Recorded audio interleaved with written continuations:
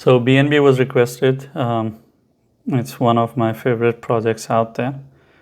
I don't share it as a hodl, something to buy and hold for long term, because they had a lawsuit, and I don't offer projects that have lawsuits attached to it as hodls, something that you hold for a longer term if you don't know what hodl means.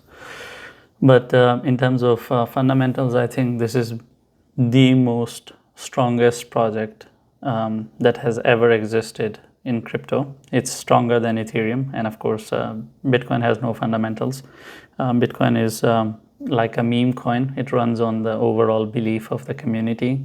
If the community believes that this is the price, it will stay. If the community doesn't believe, that wouldn't be the case.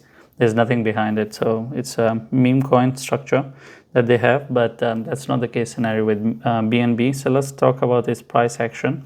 So the overall case scenario of BNB is pretty bullish. It is trying to do a breakout. It is on a continuous rise, and I think as long as it doesn't break below 560, it is bullish, and your expectations from BNB should be towards, first target would be $700. After that, we will see some reaction, a bit of retracement towards 650, and then after that it will continue with its journey towards $800, something that we wanted to see from BNB in 2021, and then it didn't happen. It was a price that everyone was talking about, 800 for BNB, but that didn't happen. But this time it's going to happen, and I'm very sure that in this overall bull run, BNB is going to double itself even from here. So if we talk about $1,000, 1,200, it's not that crazy. The project is a great project. There's so many things about it. They have so many products behind it.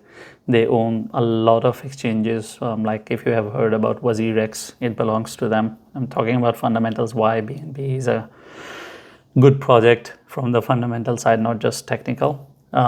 And same is the case scenario with the coin market cap, something that generates hundreds of millions of dollars for them every year.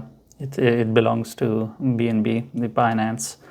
And then they have whole series of other products that they have. Trust Wallet belongs to them, and so many other products. So they have so many sources of income that helps them to stay stable. And they are extremely politically savvy. When the case happened, he accepted it. He didn't fight. He didn't do what XRP did to kill the project. Same is the case scenario with the attack on stablecoins. When they saw that people who hate you, like BlackRock hates Binance, I'll not get into that. They got rid of the stablecoin BUSD that they had, because they know that they come after the stablecoin, destabilize it to bring defamation and destroy you. So they got rid of that themselves. And same is the case scenario with the stability of ownership of funds. They have a lot of Bitcoins. I think they are among the top 20 Bitcoin holders. And all in all, they think about things very thoroughly, and their price predictions are more sensible in comparison to so many other people. Like if I recall it correctly, it was February when the CEO of Binance, I'm not talking about CZ, he stated that we would see Bitcoin at $80,000 towards the end of year. He didn't say now or something. He said end of year, $80,000. That was the time I think Bitcoin was in 70s, and it was pretty much clear for me that it is not going to hit $80,000, and it's going to retrace. And we saw Bitcoin started going down from there and had its struggle afterwards, while we saw some other people, I'll not name them, they were calling Bitcoin at $350,000, $400,000. So when it comes to Binance as a business, they are extremely good with what they do, and I will take their word in comparison to anyone else.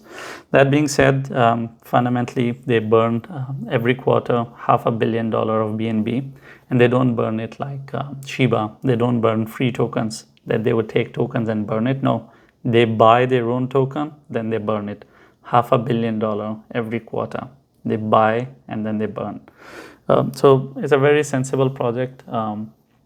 And it's my top one when it comes to looking at something that is solid, like if I'm investing $50 million, I'll go after BNB and maybe not after Ethereum for bigger money. If you have big funds, you cannot invest in Pepe, of course.